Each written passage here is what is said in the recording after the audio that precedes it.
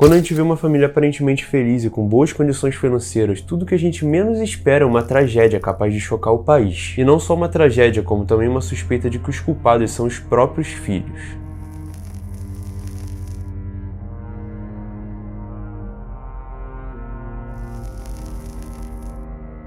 O caso de hoje é tão complexo que até recentemente tiveram mudanças nele e todo mundo que ouve falar tem uma opinião diferente sobre. Então vem comigo até o final que hoje a gente vai falar tudo sobre o caso dos irmãos Menendez. Fala rapaziada, como é que vocês estão? Mais um caso pra vocês. Se você gostar do vídeo, não se esquece de dar um like aqui embaixo e se inscrever no canal, porque toda semana saem mais casos novos. Se você quiser me acompanhar nas outras redes sociais, você pode, porque tá passando aqui do lado. Se você quiser ver outros casos que eu já fiz, você pode ver a playlist de casos criminais que tá no Easy aqui em cima ou na descrição do vídeo. E lembrando que você sempre pode ouvir o vídeo em vez de ver, porque também é podcast. Então sem mais delongas, bora pro caso de hoje. Foi em Beverly Hills durante o ano de 1989 que uma tragédia na mansão da família Menendez chocou o mundo. José e Mary, um casal aparentemente perfeito, tiveram suas vidas tiradas de forma brutal na sua sala de estar. Mas o mistério ficou muito pior quando descobriram que os principais suspeitos de terem cometido aquele crime eram os próprios filhos da família, chamados Lyle e Eric. Nessa época, Lyle tinha 20 anos e o seu irmão Eric tinha 19. Mas antes de a gente falar sobre o crime, a gente tem que falar sobre tudo que teoricamente poderia ter causado isso. A gente tem que falar do passado. E voltando até ele, a gente vai ter que falar sobre o pai dele, chamado José Henrique Menendez, que nasceu no ano de 1944 em Cuba. Quando a Revolução Cubana estava acontecendo, ele tinha 16 anos e ele foi obrigado a se mudar para os Estados Unidos para a casa de uns parentes. Durante sua vida ele estudou na Southern Illinois University, onde ele conheceu a Mary Louise Kitty Anderson, uma jovem que era solteira. Mary nasceu em 1949 e logo ela se apaixonou pelo José, e assim eles se casaram em 1969. Nessa época ela tinha 14 anos e o José tinha 19, e assim eles se mudaram para Nova York para viver a sua nova vida de casal. E foi nesse início de vida do casal que eles se formaram e tiveram em 1968 o primeiro filho, chamado Joseph Lyle Menendez. Assim que esse primeiro filho do casal nasceu, a Mary largou seu emprego e a família toda se mudou para Nova Jersey. E ali, um ano depois, em 1970, o segundo filho do casal nasceu e ele se chamava Eric. Lá em Nova Jersey, eles moravam em uma cidade chamada Hopewell Township. E os dois filhos do casal estudavam na escola Princeton Day School. Só que com o tempo a carreira de José fez eles se mudarem de novo e dessa vez para Beverly Hills, que era um lugar de alta sociedade na época. Mas apesar deles parecerem uma família perfeita, quem conhecia eles de verdade falava que não era bem assim. Algumas pessoas mais próximas falavam que José era um valentão mulherengo obcecado por sucesso e que Kitty já tinha tentado tirar a própria vida 3 vezes. E ao longo de toda a sua vida, Lyle e Eric tinham conseguido algumas brigas e confusões por causa de roubos, e eles faziam isso por pura diversão. Mas isso era tudo o que se sabia sobre a situação da família, além das aparências amistosas que eles passavam aos vizinhos. Até que em 20 de agosto de 1989 aconteceu uma coisa que mudaria totalmente a trajetória da vida dos irmãos. José e Kitty estavam vendo TV na sala da sua casa em Beverly Hills quando de repente o Lyle e o Eric entraram na sala. E eles estavam carregando 2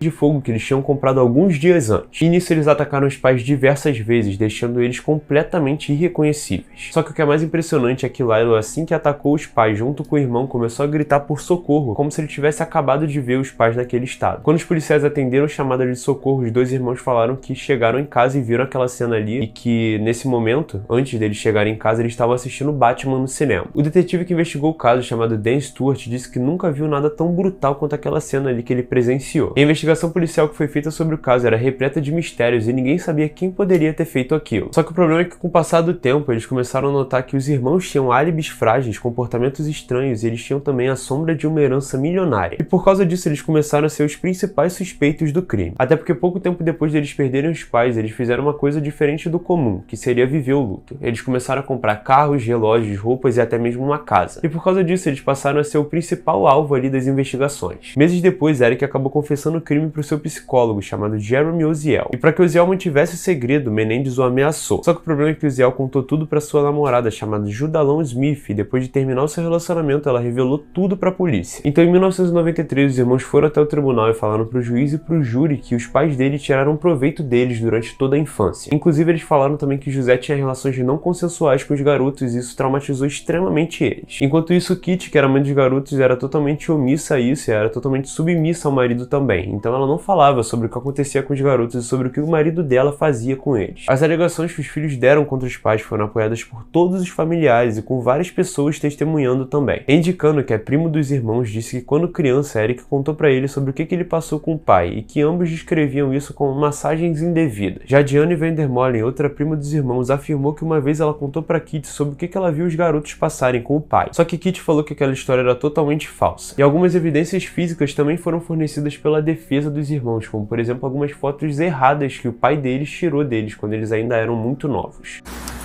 You said your mom made it sound like the worst thing in the world. Did your father make gay jokes? Yes. Did your father call you a particular name, associated a negative name for gay Yeah, he people? called me a faggot. Did he call you that a lot? Yeah, he either called me a fag or a faggot. He used both of them. He hated gay people, and he absolutely refused to accept that what was happening between us. He just said that it wasn't any of that. He hated that. Without naming him, was there a relative on your mother's side of the family that was perceived by the family as being gay? He was gay. Okay. Well, we didn't know that. We just felt that he was. Okay. And how did your father talk about or treat that particular individual? He ridiculed him, made fun of him, talked a lot behind his back, would say things like, you don't want to be, I don't want to say his name, you don't want to be like this person. He would, one time I remember Lyle bought the same color and same basically the same type of shoe as this person was wearing. And he made fun of Lyle for the longest time for it. For getting the same kind of shoes as the relative? Yeah. Now, what did you think when your father, who is having sex with you, is taunting you with being gay? I was real confused. I didn't think that what Dad and I was doing was a gay thing. I thought it was just what Dad and I was doing, and but it made me real confused because it didn't hurt like I thought it should anymore, and so I didn't understand. When your father called you faggot, did you ever answer him back in your head? Yes. What did you say? I said with him, "What the hell are you?" Did your father have sexual contact with you? Yes. And how did it start? Just started with, after sports practices, he would massage me, and we would have these talks, and he would show me, and he would fondle me, and he would ask me to do the same with him, and I would touch him, and we would undress. Just became more involved. What do you mean more involved? We would be in the bathroom, and he would put me on my knees, and he would guide me, all my movements, and I would... Did you want to do this?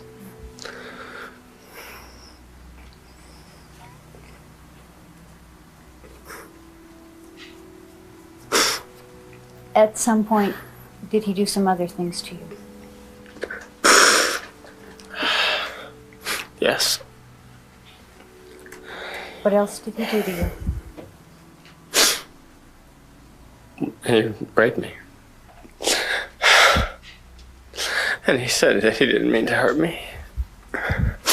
And he loved me. What did he tell you about telling people? He just said that it was our secret. Os irmãos falaram que a história se repetiu por anos e que algumas semanas antes do crime o pai deles tinha voltado a fazer aquelas atrocidades. Por isso eles disseram que se revoltaram e começaram a brigar com os próprios pais, só que o problema é que José parecia cada vez mais perigoso para os meninos. Isso se dava provavelmente pelos fatos de que eles estavam se rebelando contra a vontade do pai, então como ele era pai e achava que era dono deles, isso deixava ele extremamente irritado. E assim eles decidiram como última opção que a única forma de se livrar daquele inferno que eles estavam vivendo ali durante toda a sua vida era tirando a vida dos próprios pais. Foram feitos 2 julgamentos e nos 2 ambos ouviram absurdos da defesa que argumentava a favor dos seus pais. E no fim foi decretado que o pai de Lyle e Eric fez a eles não seria levado em conta e que não era motivo suficiente para o que eles fizeram. E ambos foram condenados à prisão perpétua sem direito à liberdade condicional no ano de 1996. Só que uma coisa curiosa em toda essa história é que depois deles serem condenados, eles foram colocados em 2 prisões diferentes e 2 de segurança máxima. E eles ficaram 22 anos sem se ver e só em 2018 eles conseguiram se reencontrar. Isso aconteceu porque eles foram transferidos para a mesma prisão. As testemunhas que estavam no local na hora do encontro dos irmãos falaram que os dois se abraçaram muito forte e começaram a chorar sem parar. Atualmente, Lyle tem 55 anos e o seu irmão Eric tem 52 e eles continuam seguindo ali a sua pena de prisão perpétua. Só que como eu falei para vocês, o caso não para e nesse ano tiveram algumas modificações que podem trazer esperança para os irmãos. Isso porque saiu um documentário chamado Menendez Mais Menudo, Garotos Traídos. Nesse documentário, Rui Rosello, que é um ex-participante do grupo musical porto-riquenho Menudo, relata que na época que ele entrou no grupo, em torno de 1984, os participantes tinham entre 12 e 16 anos. Só que o problema é que sempre que os participantes passavam de 16 anos, eles eram substituídos. E a peça-chave para uma possível mudança no caso é que Roy conta no documentário que ele passou por coisas horríveis também na mão do pai dos garotos. Porque José Menendez trabalhava como empresário musical na gravadora do grupo, então provavelmente todas aquelas crianças que participaram ali ao longo dessa época sofreram a mesma coisa que os irmãos. E por causa disso, os irmãos têm esperança de que alguma mudança no caso pode acontecer e que futuramente eles podem sair da prisão. Lembrando que qualquer mudança no caso eu vou trazer um novo vídeo pra vocês, então se você gostou do vídeo, não se esquece de dar um like aqui embaixo e se inscrever porque me apoia muito. Se você quiser ver outros casos, você pode ver aqui na playlist que tá aqui em cima ou na descrição. Obrigado por assistir até aqui e até o próximo caso. Tamo junto.